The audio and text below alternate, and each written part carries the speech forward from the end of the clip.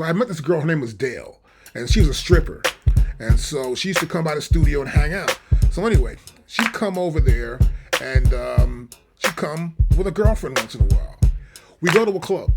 I get to this freaking club. I got these two girls with me. I'm actually want to try and roll a joint or something, right? No. The guy motions to us, and he says, come on in, to the girls. They grab me, I go with them, and I go into the club. These girls, they're dancing their asses off. You got me? And they're dancing. I said, oh, these girls, they're doing it. They grab me. I'm between them. We're dancing. We go to the bar. I buy some drinks. I'm cool with it. The next song comes on. He's picking songs, I guess, that girls like. And when these stripper girls get on the dance floor, the other girls are on the dance floor. You see, it didn't matter whether they were strippers or hoes. And other girls are like supposed to be classy and coming from their beautiful jobs in their rich neighborhoods. All the girls like the same music.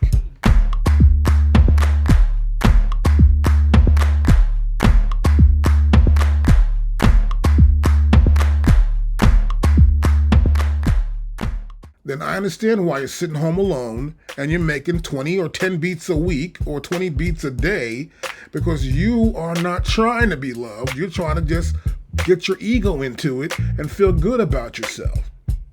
That's cool, but not cool. You need to get out the house. You need to get out into the world and understand people and understand how they like music. DJs want to be loved. They want to get up on the dance floor. They want to go like, bam, I played a great night, and everybody wants their card. That's love. They want everyone in the place to have a good time. That's wanting to please people. Those things right there are what people want. Those are two of the most important things. You want people to love your music. You want to please them with your music and your style.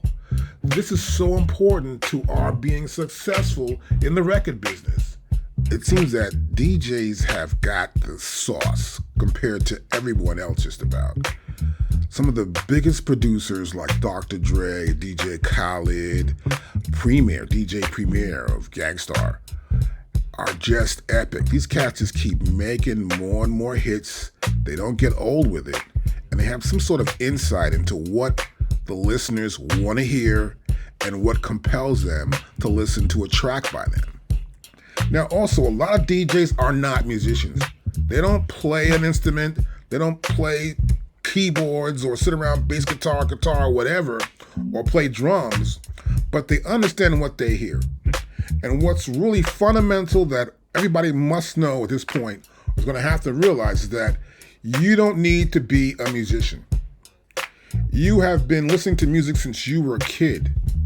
You know a major and a minor chord. You just can't intellectualize and say, oh, that's a major chord, that's a minor chord, that's a minor ninth with a flat 10th. You know, you can't go and say that. But a musician who's been to school and understands this can actually say that because he hears it, he's taught to recognize that. You recognize it in terms of a feel it gives you internally on how you feel about that chord in that key. So a DJ may play stuff, but it's all going to be somewhat similar to the same key, and it's all going to be similar also in the same type of chord structure. And this is the unique thing that we humans actually know, but a DJ understands it more because he's constantly changing from record to record, and so he understands how that record will play behind the next record. Amazing thing to actually see. One thing that's really fascinating about DJs and being in a club is girls. You ever go to a club and girls get in free and you gotta pay?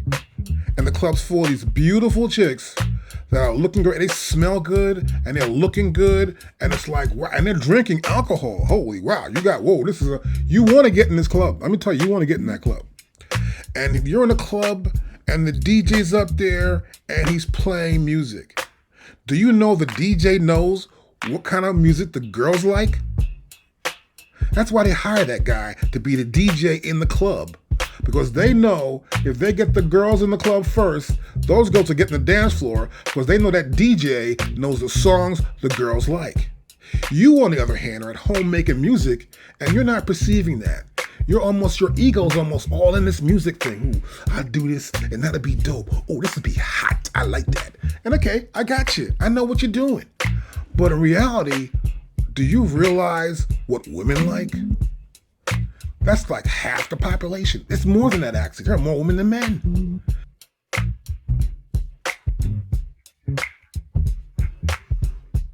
Now, what I suggest for anybody creating music is to get a DJ friend. Find a DJ who's out there, who's in the world, who listens to music, has to play for crowds, and you want him to listen to what you've been doing so that you get an understanding of how he feels.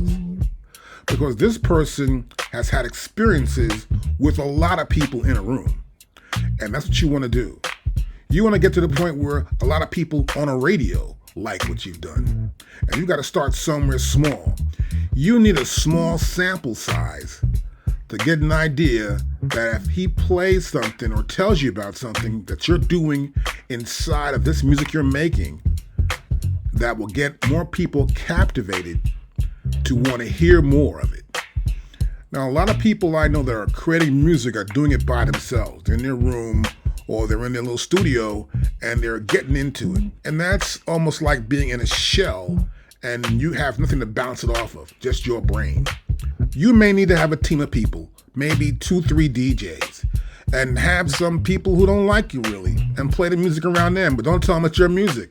Like, have it being played someplace where people can hear it, but they don't know it's your stuff. You could be in a Jeep somewhere, you could play your track behind some Cardi B track or some of the track by some other artist, and then you're in that Jeep with the guys in that Jeep and they're riding around the neighborhood.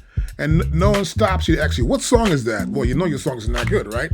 But if they stop and ask, who's that? Then you're good.